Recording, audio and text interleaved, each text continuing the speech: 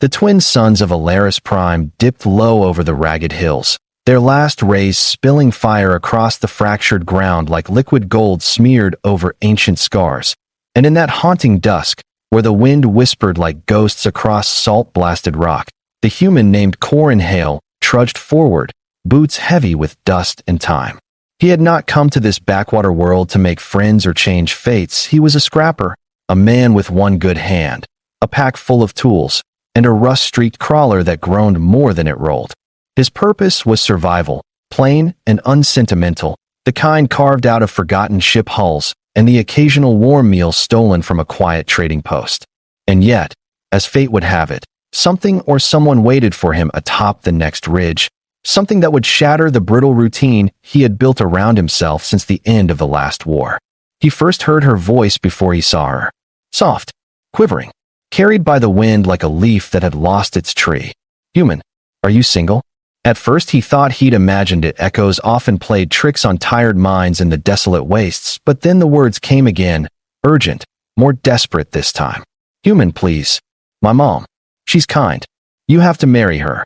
And as Corin reached the crest of the ridge, his breath caught not from the exertion, but from the sight that unfolded beneath him like a tableau pulled from the pages of a fairy tale rewritten in sorrow. Below, nestled in the cracked shell of what had once been an atmospheric processing station, a tiny girl no taller than a Terran 6-year-old, with translucent skin glowing faintly lavender and big, sea-glass eyes stood with one hand clutching a tattered satchel and the other waving toward him with the trembling hope of someone who had been waiting far too long. Her clothes were cobbled together from ship tarp and scrap synth silk, her hair twisted into little knots like woven pearls, and her thin frame betrayed too many skipped meals. But it was her expression, raw, pleading, almost painfully sincere, that rooted Corin where he stood. He knew the look. He had worn it once, long ago, in the ashes of a fallen orbital colony when no one came. She ran up the incline with surprising speed, arms out, shouting as if the wind might carry her words away before they reached him. "You're real. I knew it. I knew someone would come. Are you good? Are you? Are you nice? You look nice. Please say you're nice."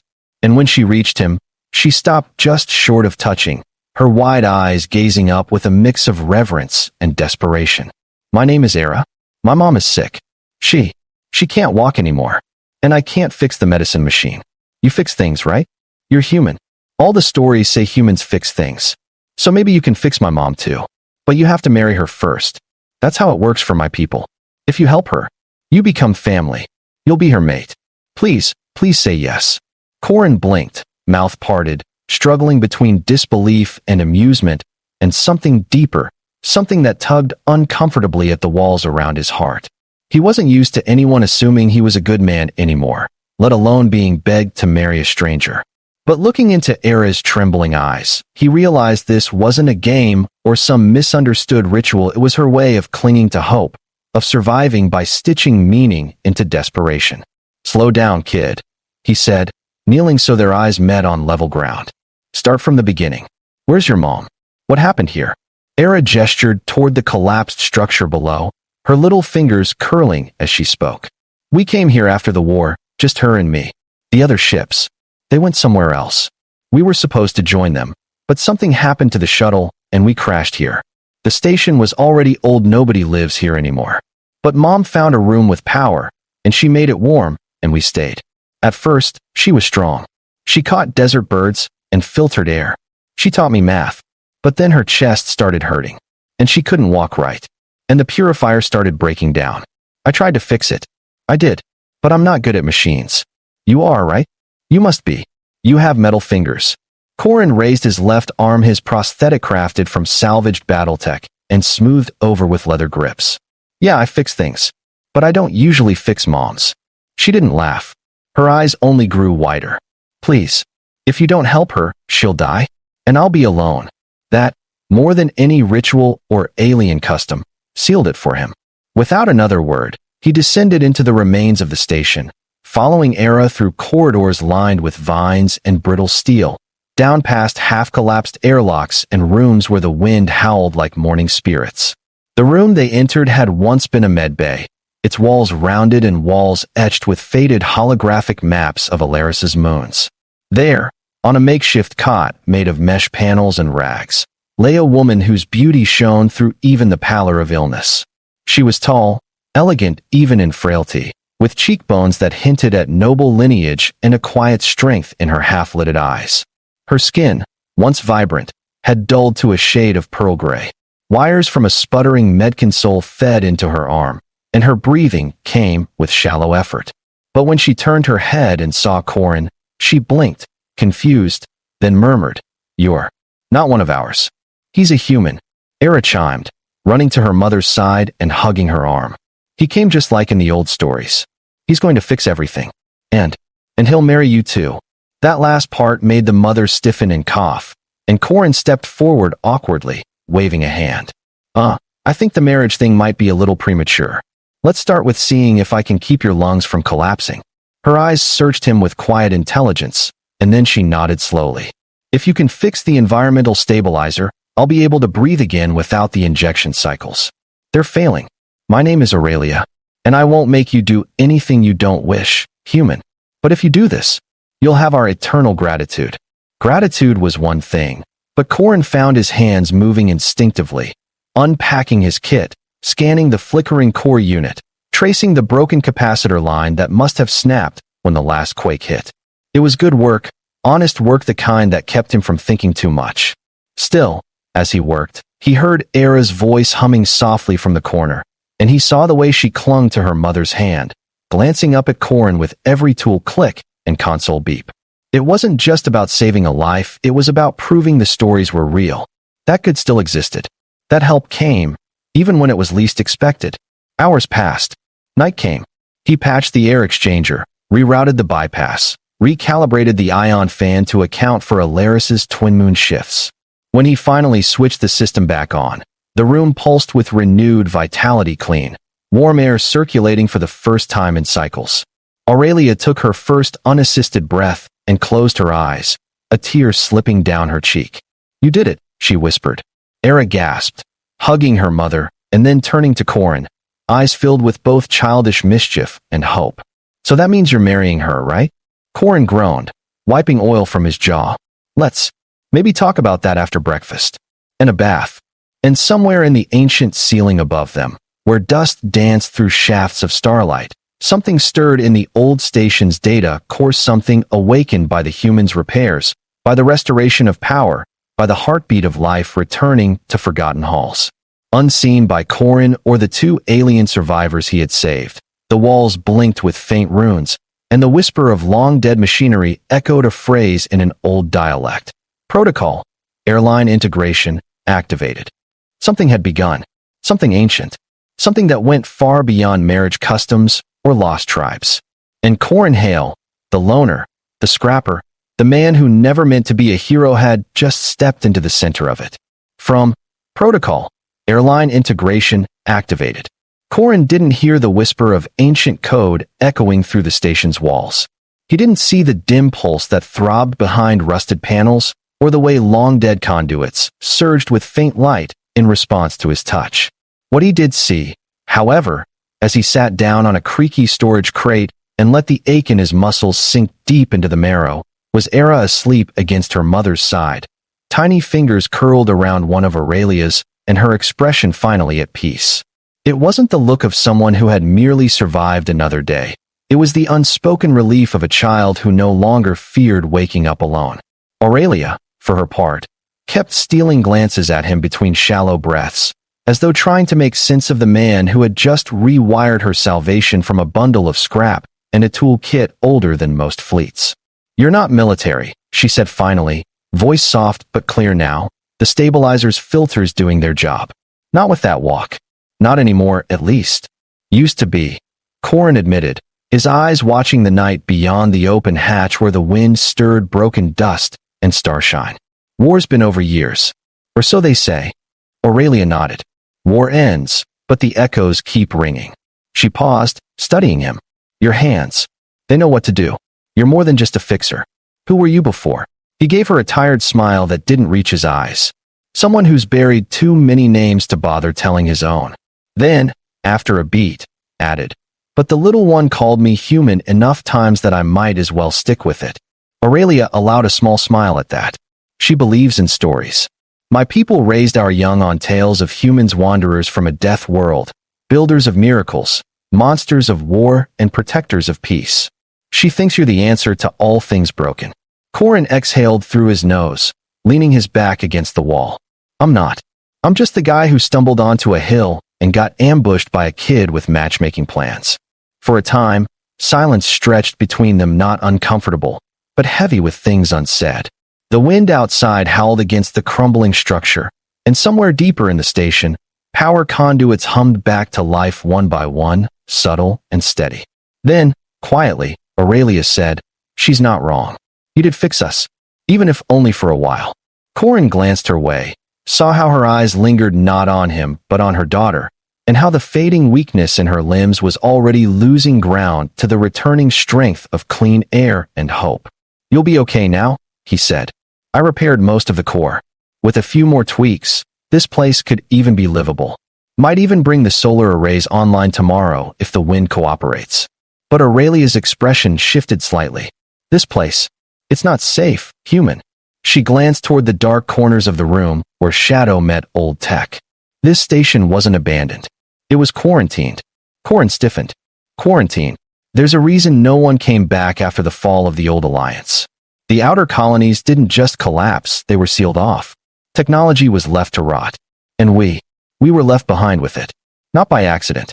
This world was part of something ancient. Before the war. Before even your kind mapped these sectors. You're saying there's more than just rust under these floors? I'm saying the station is alive. Not sentient. Not in the way you might think, but watching. Reacting. Remember what your girl said when she saw you? She didn't say, "Thank you for saving us." She said, "You have to marry her." Corin blinked. That part kind of stuck out, yeah. "It's not just tradition," Aurelia said. "It's instinct. The genetic memory encoded in our kind, perhaps seeded by the very creators of this place. We were bred designed for union with others. For bond forming. The station might be responding to your presence because something in it recognizes what you are." "What I am," he echoed warily. "You're a variable. A wild card in a long-forgotten program." Aurelia shifted, propping herself slightly. "You didn't just reboot power, Corin. You activated something buried deep, a legacy that may go back thousands of years. I felt it when the core came back online. A pulse in my bones. The old markers. Awakening." Corin frowned. He'd seen weird tech before, rogue AIs, cryptic vaults that refused to open without ancient passwords, even living ships that pulsed with neural gel, but this felt different. Older. More deliberate. "You're saying, this place wants us to be together." She gave a mirthless laugh, then coughed. "It doesn't want anything, but it was designed to bind us. Through need. Through hope. Through shared breath in the void. That's why Era feels it. That's why you came now, not cycles ago. The system is recalibrating." Corin looked down at his hands. Calloused. Scarred. Still faintly trembling from too many nights with too little rest. "I don't believe in fate," he muttered. "Neither did I," she said, her voice barely above a whisper now. "Until I saw you walk over that ridge. And I prayed someone would come before my breath gave out." Something in the room shifted again. A faint chime, mechanical but warm, echoed through the ceiling. A sound like glass bells in wind. Corin stood slowly, turning toward the source. What the hell was that? "The station's core has recognized a union of intent," Aurelia said. "Don't look so panicked. It just means something old has marked us." Corin scowled. "I didn't agree to anything. Intent doesn't require consent when survival is on the line," she said. "But you still have a choice. You always have a choice." And in the silence that followed, Era stirred, eyes fluttering open as she stretched sleepily and blinked toward Corin. "Did you fix her all the way?" she asked, rubbing her eyes. Corin didn't answer. He only looked at her, this small creature of starlight and hope, and then at the mother who had borne her, fierce even in weakness, radiant even in ruin. And without knowing why, he replied, "I'll stay. At least until the air purifier fails again." Era beamed. "Does that mean you're our human now?" He sighed. "It means I'm not leaving tonight." "Close enough," she chirped, snuggling back against her mother's side with a satisfied hum. "We'll have to find you a necklace. It's tradition." And as the station hummed softly with ancient life, and data that had not stirred in millennia began to crawl through reawakened circuits, Corin, Hail Human, Scrapper, Exile sat back against the wall and stared at the ceiling, wondering how in all the cursed corners of the galaxy this had become his life. But deep down, under the sarcasm and dust and scar tissue, something he hadn't felt in years flickered to life. A purpose. A beginning. And in the distance, beyond the dying stars and forgotten satellites, something old and vast turned one eye open. The human had arrived. The next morning arrived not with the gentle kiss of light or the chirping of fauna, but with a low harmonic vibration rumbling through the bones of the station, a sound not so much heard as felt like a forgotten creature stretching its limbs after centuries in slumber. Corin was awake before his eyes opened, his instincts forged in old war zones flaring hot, his hand already gripping the sidearm he kept under the torn thermal blanket. The vibration faded, replaced by a single tone, long, sonorous, and ancient. It didn't come from the outside. It came from beneath. He sat up slowly, boots thudding softly on the ferrocrete floor. The med bay where they'd camped was brighter now, the ambient lights dim yellow last night pulsing faint blue. Diagnostic glyphs danced along the wall beside Aurelia's cot, forming spirals that hovered midair before collapsing into a stream of alien text that even Corin couldn't decipher. He glanced at her still asleep, the color in her cheeks returning thanks to the stabilized air and then to the small figure curled up at her side. Era, dreaming, clutched an old canister to her chest like a stuffed animal. He stood, joints protesting, and stepped toward the hallway. The entire corridor was subtly changed. Panels that were once dead flickered with unfamiliar runes. Floor strips emitted soft pulses in a rhythm almost musical in nature. The scent of corrosion and dry rot had faded, replaced by something crisper, like ozone and filtered air. The station is alive again, Corin thought, and something in the back of his brain whispered, and it knows you're here. He walked the length of the corridor slowly, noting the automated doors now hissed open instead of creaking on broken hinges. One hallway had even collapsed during the quake months ago now. It stood reconstructed, rebuilt by nanite swarms silently reactivated. He passed an alcove and paused. It hadn't been there yesterday. A tall frame stood recessed into the wall, its curved base pulsing softly with light. Inside was a projection and interface not unlike those on pre-collapse Earth vessels, but its iconography was entirely alien. The hologram that greeted him flickered, then stabilized. It depicted a humanoid form composed of light, no face, no features, just a silhouette made of geometric shapes and flowing patterns. A voice, deep and soothing yet mechanical, echoed from the air itself. Designation: human. Genetic profile accepted. Lineage verification, sufficient. Integration in progress. Corin narrowed his eyes. Integration into what? Legacy protocol. Civilizational reboot sequence. Initiated. You are the catalyst. The Primaire has made contact. The Spire listens once more. He took a step back. I didn't agree to any of this. The agreement is encoded in your DNA, the voice replied. Your kind once stood as allies to the Builders. This station is one of the final arcs, seeded with survival matrices and royal guardians. Aurelia is one such guardian. You have repaired the core. You have reawakened the cycle. An era? He asked, breath shallow. She is the last. The statement hit him harder than it should have, the weight of it slamming through his gut like shrapnel. The last of what? The bloodline. The child's mind is unbonded, pure. She carries dormant codes from before the fracture. Her subconscious request binding through companionship was not mere sentiment. It was biological protocol. It summoned you. Now, you must decide. Complete the bonding and initiate restoration or reject it, and the arc will sleep once more, and the lines will end. Corin stared at the interface, a war raging behind his eyes. Every part of him screamed to run, to vanish into the wilderness and leave this place, these people, and these impossible stakes behind. But then he remembered the way Era had clutched his hand the night before, the look on her face when she'd said, "You're real." He remembered the way Aurelia had tried to stand, trembling, just to thank him. And now this, some ancient plan set in motion long before he'd ever existed. He leaned forward, fingers brushing against the edge of the glowing projection. If I go through with this, what happens? The voice answered without delay. You will become the core anchor. The station's systems will root themselves in your genetic and cognitive profile. Aurelia will regain full strength. Era's development will accelerate. The Ark will reawaken in full. Knowledge once lost will flood its halls. Power will return to its systems. And enemies that once hunted this lineage may return to finish what they began. Enemies, Corin repeated dryly. Of course, there's always something. Choice must be made before solar cycle completes. Integration cannot be delayed. The hologram vanished, and the alcove dimmed. Corin stood in the hallway, breathing hard, feeling as though the weight of entire civilizations had just been casually tossed onto his shoulders. He didn't ask for this. He didn't want this. But somehow, a long-dead voice from eons past had decided he was the variable they needed. And even worse, he was beginning to feel like he might actually say yes. When he returned to the med bay, Aurelia was already awake, eyes alert. She studied him closely. You heard it, didn't you? He nodded, crouching beside her cot. It said you're some kind of guardian. That this station is more than just an old shell. It is, she said. And I didn't tell you everything. Not because I didn't trust you, but because I didn't want it to be real. For years, I thought the stories were myths. Genetic programming. Cultural artifacts. But when you arrived, the way the walls responded, the systems rebooted it, all confirmed what the old texts whispered. You were never random.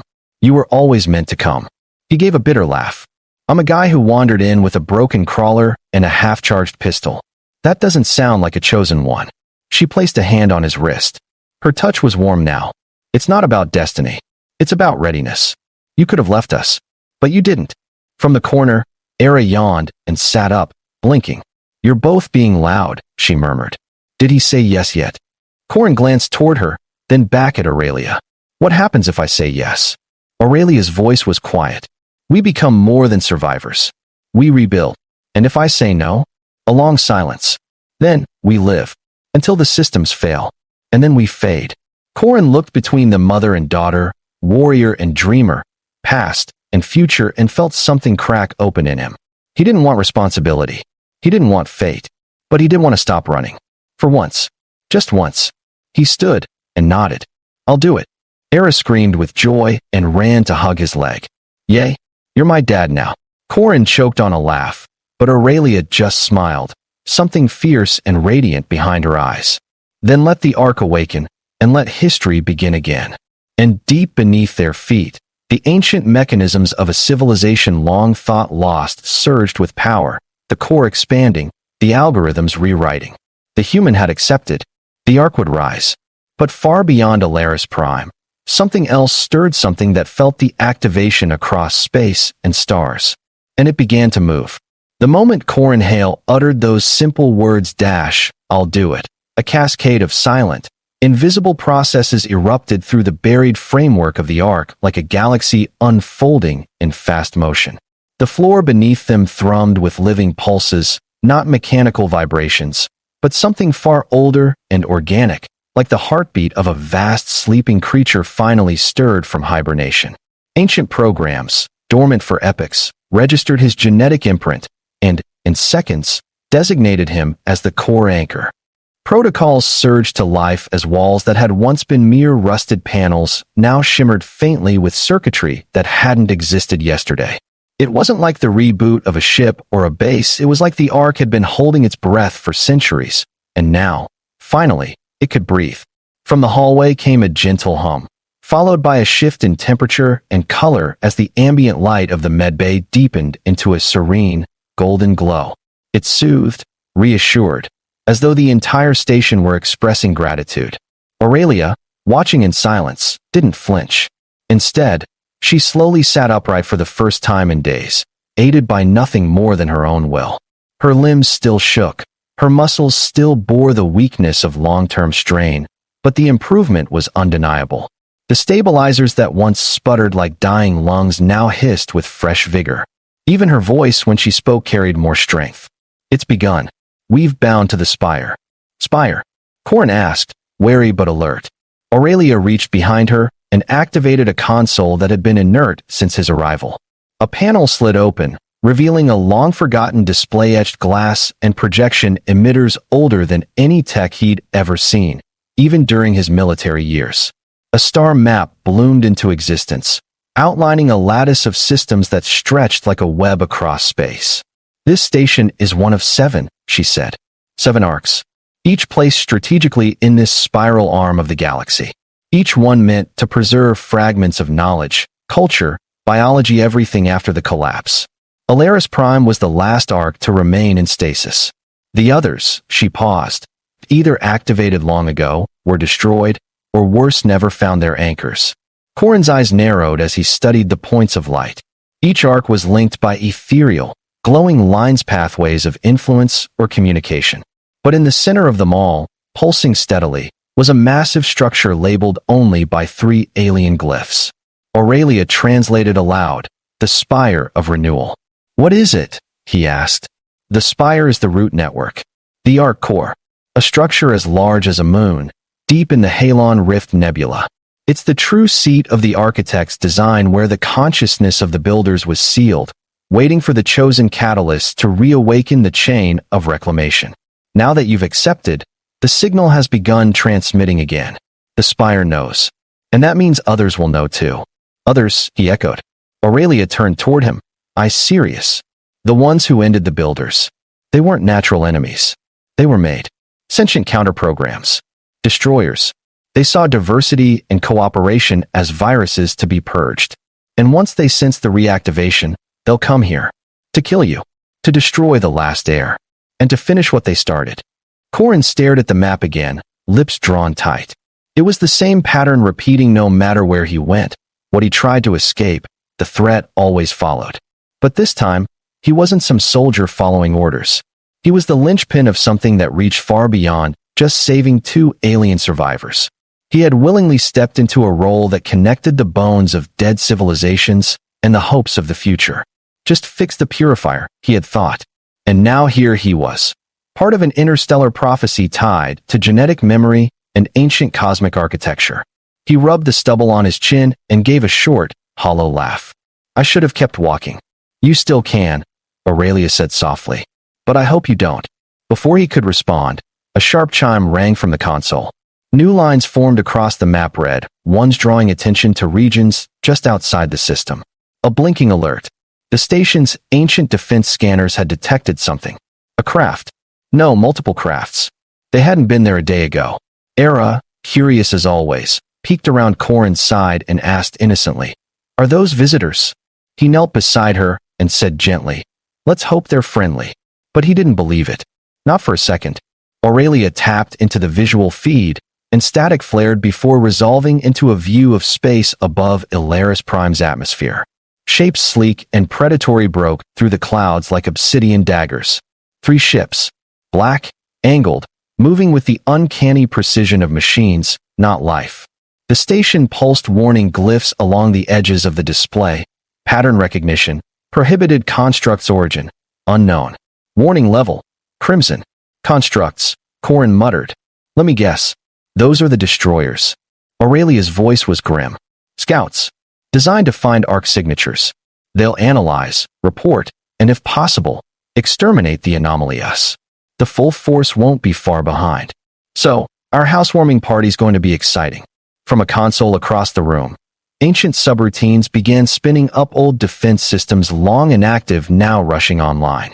Auto turrets emerged from hidden slots. The station's shield emitters flickered, then blazed to life with radiant blue light. And Corin felt a strange sensation flood his body, a buzz behind his eyes, like he was somehow connected to the station's awareness. He didn't need to be told where the weak points were. He felt them. He knew which corridor needed sealing, where the energy needed routing. His role as core anchor was becoming more than symbolic. He was now integrated into the very logic of the Ark's mind. He didn't like it, but he accepted it. "We're going to need a defense strategy," he said, moving toward the terminal with purpose. "And I want access to whatever armory this station has. Old or not. We'll use every bolt if we have to." Aurelia's smile returned, not coy or diplomatic, but something primal. "You sound like a human again." "Don't get used to it," he replied. "I'm still pissed you all tried to marry me without asking." Behind them, Era danced in circles with a chunk of scrap metal, humming happily. He said yes. He said yes. "I'm going to make a crown out of pipes." Corin gave her a long-suffering look. "Just don't weld it to my head, kid." But even through the sarcasm, he couldn't ignore the pulse that throbbed through the walls, now the connection he shared with the station, with Aurelia, with the little girl who had saved his soul just by believing he could save hers. This wasn't just survival anymore. It was war. And Corin Hale, the man who once crawled through battlefields looking for broken pieces to patch together, was now standing at the center of a cosmic relay, defending the last hope of a legacy buried by stars. The sky over Alaris Prime was not supposed to bleed.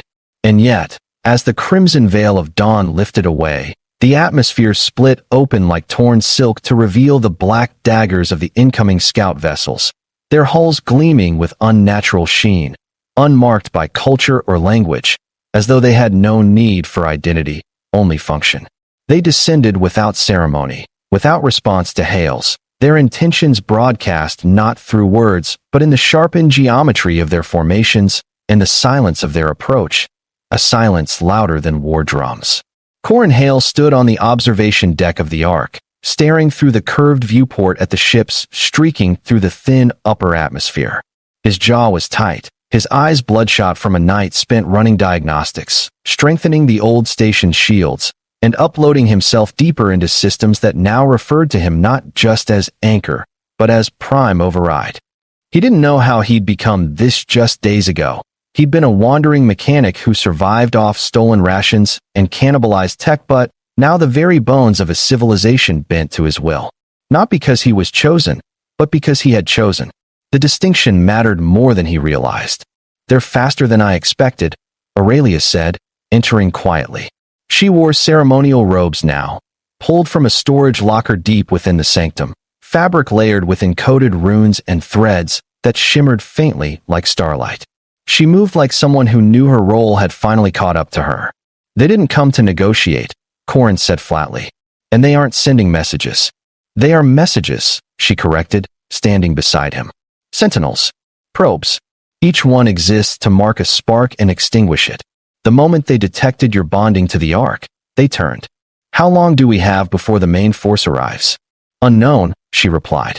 "But once the scouts complete their analysis, they'll transmit coordinates. After that, it depends how far the nearest hive fleet is." Corin rubbed his eyes. "I love how ancient builders with godlike tech forgot to include a mute button for that part. Some battles were never meant to be avoided," Aurelia said. "Only postponed until someone worthy stood ready." "Don't get poetic on me," he muttered. "I've got 3 ships to swat out of my sky." The door behind them slid open with a hiss, and in tumbled Era, her oversized boots clomping loudly against the polished floor. She held what appeared to be a tangled crown of copper wire, gemstones, and a bent antenna, and her face was glowing with pride. "It's done. The crown of the human heir is complete. It even has a beep-beep button." Corin blinked at her. "Eh, what?" "Look," she insisted, pressing a small stud in the crown. A tiny light flickered, and it played a distorted chime that sounded like a dying music box. "It's your royal tone." "I don't have a royal tone." "You do now," she said solemnly, and placed the crown on his head. Corin opened his mouth to protest, but Aurelia gently placed a hand on his shoulder, smiling in a way that made the air feel warmer. "Let her do this. The Ark responds to her joy, just as it responds to your resolve. She's stabilizing the interface more than you realize." He looked down at Era, now crouching and scribbling something into a small piece of metal scrap. "What are you doing now?" "Writing your new name." "My what?" "All anchors have special names. I'm giving you one." Corin raised an eyebrow. "Dare I ask?" Era stood tall, holding up the slab. On it, scribbled in paint and glitter dust, were the words, "King fix everything." He groaned. "Please, no." "You're welcome," she beamed. Aurelia laughed, not with sarcasm, but the kind of laugh that sounded like it hadn't left her lungs in years. For a moment, in the glow of encroaching doom, they stood in a fragile pocket of calm, where crowns could be made of wire and humans could be kings. But then the alert tone blared across the Ark. "All hands," said the voice of the Ark's core, now synthesized into a calm, androgynous timbre that had begun adopting speech patterns eerily similar to Corin's own. "Scout vessels initiating atmospheric breach. Estimated contact in 6 minutes. Defensive grid online. Automated turrets primed. Primary weapon array unavailable, repairs incomplete." Corin's eyes narrowed. Incomplete. You said yes yesterday, the Ark's voice replied. Give me a week and a whiskey next time. You've got sarcasm now? Yours was easy to replicate, it responded. Deploying external drones for misdirection. Recommend all personnel relocate to Central Spire Chamber. Aurelia touched a sigil on the nearest console. Spire Chamber is deep below the station's core. You'll be safest there. Corin shook his head. No. You take Era. I'm going to the shield control tower. If the Ark can't shoot, we need every jewel focused into defense. I'll manage the grid manually. Aurelia looked torn. You'll be exposed. I'm already exposed, he said. I'd rather die doing something useful than hiding underground with ceremonial pipes on my head. But Dash. He looked at her then, not as a mechanic, not as a drifter, but as the man who had rewired their air, carried their hope, and now wore their damn crown. Go. And she went. Moments later, with Era safely carried beneath the station in a glide lift platform escorted by drones, Corin stood at the helm of the shield tower, surrounded by windows that looked out across the burned plains of Alaris Prime, where the sun was now obscured by the growing shadows of the descending constructs. 3 of them, triangular ships, moving like falcons ready to strike. The first beam hit just above the tower's midline, a lance of energy so precise it would have cut through starship armor like butter.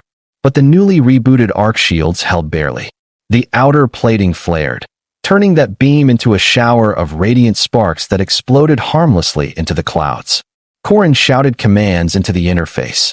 Redirect energy from dormant sectors to the southern array. Bring up dorsal plates to full intensity now. Redirecting, replied the arc core. But you're going to feel it. What do you dash? Before he could finish, the surge hit him like a physical wave. His connection to the arc had grown stronger since the bonding too strong. When he pushed the shield capacity to the limit, it pushed back.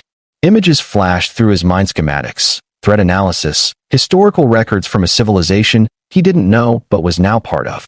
A library of starborn knowledge opened behind his eyes, and his brain burned with it. But he didn't stop. The second construct came in low, deploying a swarm of needle drones toward the surface. They drilled downward, seeking weak points.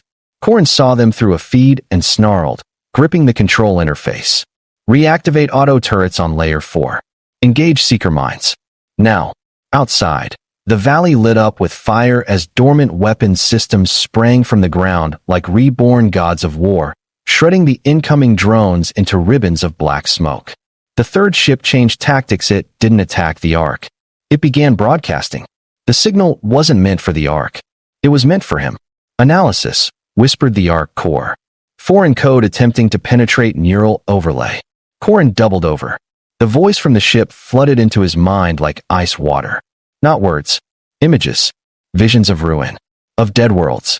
Of other humans all wearing the same crown. All falling. All screaming. Then a voice, low and ancient, rumbled from the darkest part of the broadcast. You are the last mistake. Erase yourself, human. He staggered to the console. Not today. He slammed his palm against the override, pouring everything he had into a counter signal. The Ark answered. Its voice split into 1,000 harmonics and returned the scream not in fear, but in defiance. A wave of feedback hit the construct so hard it physically recoiled midair, careening off course. Target destabilized, the Ark confirmed. Shall I pursue? No, Corin panted. Let it return. Let it tell them we're still here. And from deep below, as Era watched from a crystalline viewport and held tightly to Aurelia's hand, the girl whispered to herself, "He's not just our human anymore." She smiled. He's everyone's now. The sky over Alaris Prime was still burning, but now the color had changed. Where once a crimson glow marked the arrival of death, the horizon now shimmered in cobalt and silver, the glow of the Ark's full shields running at peak efficiency, humming with a rhythm that matched the beating heart of the man inside its command tower. Corin Hale stood still, shoulders heaving, face slick with sweat as the final echo of the construct's psychic scream faded from his mind. The Ark had responded, not just with its defenses, but with him. He wasn't just using the system, now he was part of it. Neural fibers embedded deep within the control panels pulsed with warmth where his fingers had touched them, registering not just commands, but intention. The line between man and machine had not blurred, it had fused. Below him, the land scarred by war and neglect breathed again. The old generators buried beneath ancient soil now pumped energy through pylons that hadn't been alive since the fall of the builders. Towering antennae once dark now reached to the stars, casting a signal of defiance and restoration that arced beyond Alaris Prime's stratosphere. It was a beacon, a flare in the galactic night. And though it was meant to call the other arcs home, Corin knew it would call others too. The defeated construct ship veered away, its hull bleeding sparks as it limped back into orbit. It didn't self-destruct. It didn't cloak or vanish. It fled and broadcasted as it went. "They know now," said the Ark's core, its tone more evolved than before, layered now with traces of Corin's sarcasm and Aurelia's elegance. "The hive has seen the flame. We have roused the night." Corin stood there, hands braced on the console. His mind reeled with information, the legacy of the builders, the truth of the spire, the reason why humans had been interwoven into the deepest failsafes of alien civilizations. He was a failsafe, a fuse, a walking override key wrapped in skin and memory. He turned slowly as the lift behind him opened with a quiet chime. Aurelia entered, regal and steady, wearing a dark coat stitched from material that shimmered like the void between stars. And behind her came Era, clutching her mother's hand and dragging a bundle of something wrapped in cloth. "Is it over?" Aurelia asked. "For now," Corin replied, rubbing his temples. "They didn't expect resistance. They'll reassess. And come back stronger." Corin nodded. "You better believe it. We've maybe got a few days. A week at most." Aurelia stepped forward. "Then we begin the real work." She reached out, placing a small device on the central command panel. It was a builder's codex, humming faintly with energy. With a quick gesture, she activated it and a projection bloomed between them. A map, but not of space of below. "The Ark's deepest layers have been sealed for generations," she said, gesturing toward a series of descending platforms and buried chambers. "Before my people fled into the surface sectors, our ancestors locked away the last intact builder archives. And more. There's a forge down there." Corin blinked. "Forge?" She nodded. "A place where builder tech was grown. Ships, suits, weapons, conscious ones, bound to anchors." His stomach sank. "Let me guess, it only works if I plug myself into it." Aurelia raised an eyebrow. "You are the core anchor. I swear, if one more ancient system tries to plug into my brain." But he didn't protest further. He knew what needed to happen. Even Era seemed to sense the shift in tone. She tugged at Corin's sleeve, wide-eyed. "Are you going to the place below?" "Looks like it," he said. "Can I come?" "Nope." "But Dash." He knelt, resting a hand on her head. "You've already done more than most warriors ever will. You brought me here. You held your mom's hand when she couldn't breathe. And you gave me a crown." He plucked it from his jacket pocket and showed it. Bent, scratched, still proudly beeping. "You're our light, Era. But down there? It's only dark. Let me carry that part." She pouted, but nodded. Aurelia kissed her daughter's forehead, then handed her off to the station's caregiver drones. As they rode the lift down into the underlayers of the Ark, Corin couldn't help but notice the way the walls changed. They became sleeker, darker, alive with coded light that shifted like reflections on water. Symbols floated and dissolved as the elevator descended for what felt like hours. Eventually, the hum stopped and the doors opened into a cathedral of silence. The forge. It was vast, larger than a cruiser hangar and lined with pod structures that pulsed in slow, rhythmic breathing. Machinery not made of parts, but grown like coral stretched from ceiling to floor. Crystalline walls displayed blueprints in motion, constructs, mechs, AI cores designs for war and healing alike. In the center, suspended in a vat of stasis energy, floated a single armor set unlike anything Corin had seen. It was shaped for a human, and it was waiting. Aurelia stepped forward. "This is the armor of the last heir, forged for the one who would carry the Ark's memory into war. It has been dormant since the Great Collapse. But now, the lights shifted. The armor moved. Its surface gleamed not with polish, but with energy liquid metal laced with neural threads, the chest plate pulsing in time with Corin's own heartbeat. It opened like a flower unfurling, and a bridge of light extended from the vat to his feet. "I'm not a warrior," Corin muttered. "You are now," Aurelia said softly. He stepped forward. The moment his foot touched the bridge, it recognized him. The forge sang. The armor closed around him not with weight, but with purpose. It bonded to his neural threads, interfaced with his heartbeat, meshed with the Ark's core. And for the first time, Corrin felt the full weight of what it meant to be the last failsafe. The last defender of the Ark. He saw it, all fleets burning, worlds erased, the spire broken, but also the chance, the sliver of possibility that stood in defiance. The Ark was no longer a relic. It was a weapon, and he was its voice. As he stood there, reborn in armor older than most civilizations, Aurelia approached, voice trembling. "You're more than an anchor now." He turned, voice calm but thunderous. "I'm the key." And deep in the void, the enemy shuddered. It began, as all final chapters do, with silence. Not the kind born from peace, but that precise and unnatural hush that precedes a storm, when every breath seems to hesitate, when the birds no longer chirp, and even machines seem to hold still in reverence or fear. The Ark reborn, alive, luminous with power from the old builders, hovered in that silence above the grave of a forgotten world. And within its awakened forge halls, bathed in cold starlight filtered through cracked skylights, stood a human whose name was not written in any archive, whose blood bore no royal crest, and yet whose every step echoed with the weight of 1,000 hopes clinging to a single fragile future. Corrin Hale, now clad in the ancient armor of the core anchor, stood at the heart of the control spire, his silhouette refracted in the vaulted glass behind him, where the stars beyond flickered like gods in judgment. The armor did not hum. It breathed. It felt like a second skin, like a memory that had been waiting to be remembered. No wires trailed from it. No clasps held it in place.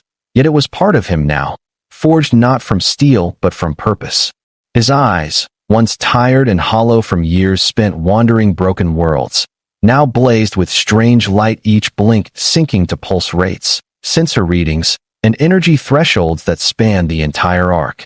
Aurelia watched from a step behind, robed in the official mantle of her lineage, no longer merely a mother or survivor, but once again a guardian.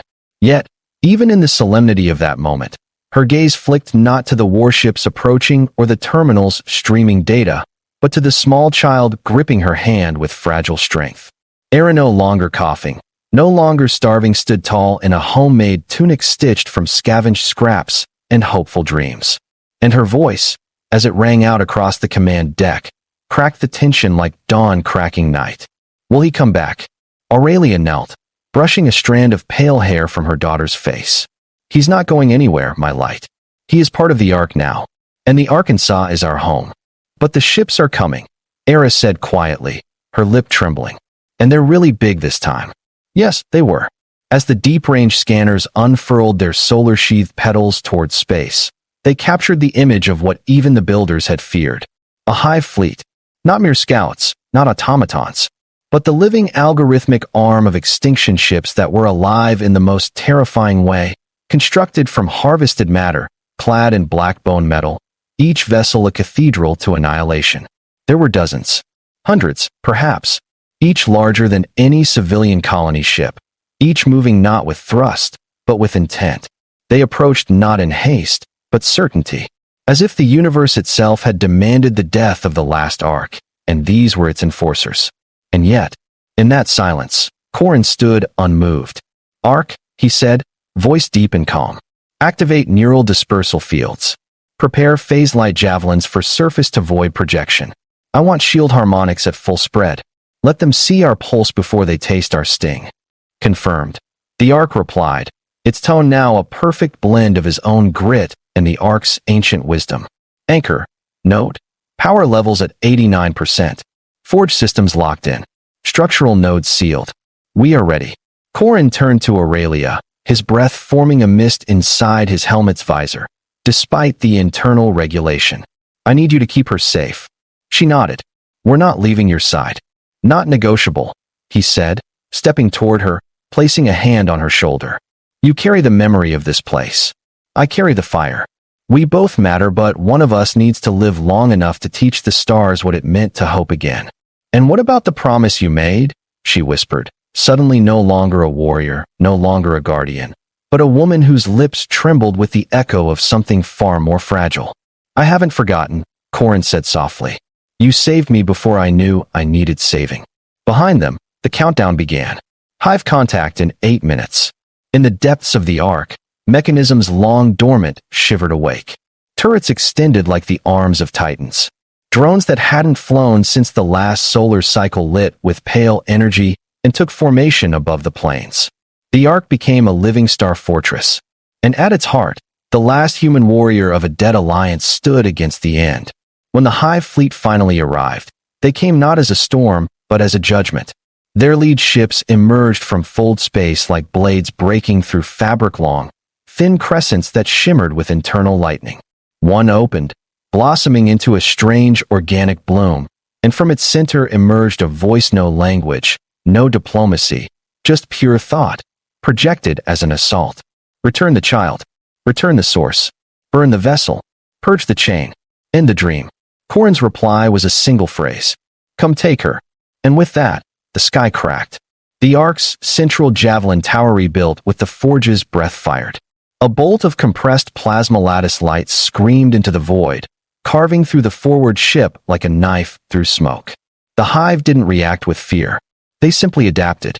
Dozens of ships broke from formation, descending on Alaris Prime like locusts. They didn't expect what happened next. As they neared the ark, their sensors, once infallible, flickered. The human below had seeded the upper atmosphere with false data, recursive EM fields, and a haze of misinformation so dense it forced even artificial minds to pause. In that hesitation, Corin Hale launched. Not just drones. Himself. The armor of the core anchor projected wings of hard light. He soared from the spire like a fallen god risen again, hurling toward the lead Hive ship. The ark fed him tactical overlays, instinctive predictions, shield gaps, and molecular flaws. He punched through its hull with nothing but kinetic force and a spear of energized plasma. Inside, the Hive vessel was hollow and pulsing, its walls like muscle and fiber. He ran through it like a ghost, systems panicking at his presence. He reached the core and spoke. "I'm human." He touched it, and it died. The other Hive ships reeled not in pain, but in awareness. He was not like the others. He was old, built by the builders. His blood was a command string. His breath was access. He was the reboot they could not overwrite. Corin didn't stop. Ship after ship fell not because he was stronger, not because he was faster, but because he was chosen. Not by gods. Not by prophecy.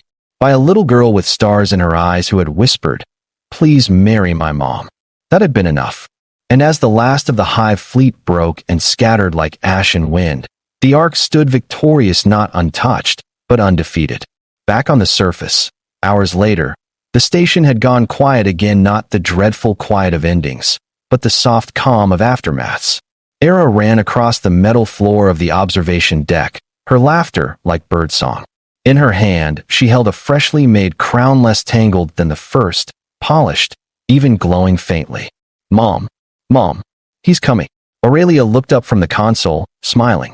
And there, descending through the dawn mist and armor cracked and smoking but eyes still lit with that fire, was Corin. He landed with a grunt, pulled off the helmet, looked around. Era ran up and held the crown out again. "This one's better." He took it and placed it on his own head. "Guess I really am married now." Aurelia chuckled. "You never did ask. You never really gave me a choice." Her smile turned warm. "You never really needed one." And as the stars spun above, and the ark sang its songs through newly restored channels, reaching other arks, calling lost heirs, pulling the future closer like a lover into an embrace, one little girl wrapped her arms around the human's leg and whispered, "Welcome home, Dad." Later, when the ark slept again, not in dormancy, but in peace, Corin Hale walked the perimeter of the outer ring alone, the wind brushing against the burnished shell of his half-removed armor. He let the breastplate hang open, exposing the sweat-dampened shirt beneath, and stared at the horizon where smoke still curled faintly from the impact sites of the fallen Hive constructs. The scent of scorched metal and ozone lingered faintly in the air. It was quiet now, no alarms, no system warnings, no countdowns. The kind of quiet that settled deep into the bones of a place, the sort earned only after war has passed and the world dares to exhale again. His thoughts were jagged fragments drifting between the adrenaline high and the drop that followed the blur of energy lances, blood-slick fingers inside alien hulls, the sound of the Ark whispering his name in perfect sync with the rhythmic pulsing of his own heart. You are the anchor, the pulse, the air. The titles echoed in his mind like labels slapped on a man who still remembered the silence of sleeping in abandoned cargo holds and the taste of synthetic water rations. He didn't feel like a savior. But maybe that wasn't the point. Behind him, soft footsteps broke the silence light, but deliberate, not childlike. Corin didn't turn. He knew the sound of Aurelia's stride now, how it blended the grace of a queen with the hesitancy of someone relearning how to hope. She came to stand beside him, watching the far horizon where day bled into dusk in a wash of lavender and gold. You should rest, she said quietly. He nodded. Can't. Aurelia didn't press. She just stood with him, letting the breeze carry the silence a little further between them. Then, slowly, she spoke again. Do you know what the old stories say about humans? Let me guess, Corin muttered. Violent, wild, emotionally unstable. She smiled faintly. Also loyal, tireless, capable of miracles when cornered. The builders made many things, but they never could replicate your kinds. Refusal to surrender. Stubbornness. Tenacity, she corrected. And now, because of that, this arc will see another dawn. Corin finally turned to face her, seeing her not just as the mother who had begged for medicine, not just the last guardian of a dying bloodline, but as a woman who had trusted him with everything. Her people, her child, herself. I didn't do it alone, he said. She looked down, and for a long moment, they said nothing. Then, as the wind picked up again, she spoke. Era told me she's drawing blueprints for a new crown. He chuckled softly. Of course she is. She said it's for your daughter. The little one you'll have with Mom someday. He paused, blinked, then let out a long, weary laugh. Stars help us both. She believes in the story. All of it. She is the story, he said. She's the reason I stayed. Aurelia touched his arm gently. Then stay longer. And in that moment, the weight of war lifted just enough for a new kind of silence to settle between them, not the quiet before the storm, but the silence after one. The kind you build something from. He reached up, fingers brushing a strand of her silvered hair aside. She leaned into it not as a queen, not as a guardian, but simply as someone alive. Far below, Era danced in circles with two floating drones orbiting her like impatient siblings, singing off-key in a voice that made the station's walls hum along. She shouted toward the sky, where broken hive ships still floated as orbiting wreckage. You're not welcome here. My dad is going to fix everything. Corin looked up at the stars as they appeared, one by one, above the fading haze of war. Somewhere out there, other arcs were stirring other anchors, maybe waking for the first time in centuries, others who had seen the pulse of Alaris Prime and felt the call. There would be battles yet, and consequences. Hive fleets would reform. New threats would rise. But now, Alaris Prime had its core anchor, its guardian, its heir. Corin reached down and took Aurelia's hand. They said nothing as the arc dimmed its outer lights in a gentle lullaby, and the stars blinked like old friends returning to say goodnight. Together, they walked back toward the heart of the station, toward the light, toward the girl who had believed in impossible things, and toward a future that, for once, no longer felt borrowed. And somewhere, deep in the Ark's memory banks, a final entry was made. Anchor confirmed. Guardian bonded. Legacy secured. The dream continues.